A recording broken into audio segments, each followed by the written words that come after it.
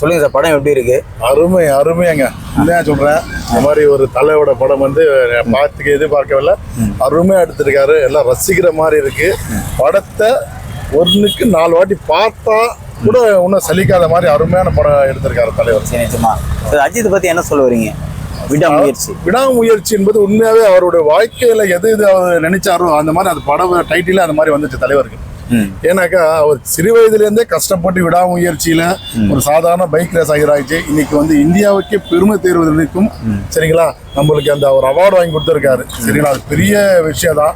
அவர் நினைச்சாரு தமிழ்நாட்டுக்கு மட்டும் தான் இல்ல, இன்னைக்கு தமிழ்நாட்டுக்கு தலைவர் கிடையாது, இந்தியாவுக்கே ஒரு தலைவராக அவர் நினைக்கிறார் சார். ஆமா, சிறு வயதுலேருந்து ஒரு முயற்சி வந்து விடாத முயற்சியா ஒரு மிகப்பெரிய நடிகராகி என்ன அந்த அளவுக்கு ஆனாலும் விடாமுயற்சியா இன்னைக்கு வந்து மறுபடியும் வந்து அந்த ரேஸ்லயும் வெற்றி பெறுது. அதை எப்படி பாக்குறீங்க? அதான் சொல்றேன் சார், அவருடைய வாழ்க்கையில் அவர் எல்லாமே வந்து தன் உடம்புல இருக்கிற அனைத்து பாகங்களும் அடிபட்டு உடைப்பட்டு இருந்தாலும் அந்த முயற்சி என்பது உண்மையாவே இது இருக்கு. இந்த டைட்டிலுக்கு அவர் பொருத்தமான அமைஞ்சிருக்கு. தன் முதுகிலும் பல ஆப்ரேஷன் செஞ்சு கூட இருக்காங்க. இருந்தாலும் மக்களுக்காக ரசிகர் மன்றம் வேண்டாம் என்று சொல்லினாலும் இந்த வார்த்தை இந்த இது ஜெயிச்ச உடனே என்னுடைய ரசிகர்களுக்கு நான் அர்ப்பணிக்க சொல்றேன் பார்த்தீங்களா, அதுதான் எங்களுக்கு பெரிய ஒரு கொண்டாட்டமாக இருக்கு.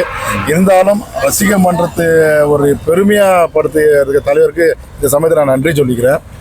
எங்களுக்கு என்ன பெரிய விஷயம்னாக்கா, எந்த ஒரு ஆடம்பரம் இல்லாமல் எந்த ஒரு மேக்கப் இல்லாமல் ஒரு சாதாரணமாக நடிகர் இந்த உலக அளவில் பார்த்தா அவர் தான் ரொம்ப தலைவர் தான். தலைவருக்கு ஈடு யாருமே ஈடு கிடையாது. இன்னொன்று என்ன சொல்லுவோம்னாக்கா, வாரி வள்ளல் சொல்லி நம்ம எல்லாருமே சொல்லியிருக்கோம். இவர் வந்து மறைவு வள்ளல் சொல்லலாம். ஏன்னா இவர் வந்து எல்லாம் கொடுக்கறது வந்து மறைமுகமாக தான் பண்ணுறாங்க. அப்புறமா தெரியுது அவருடைய குணநலங்கள்.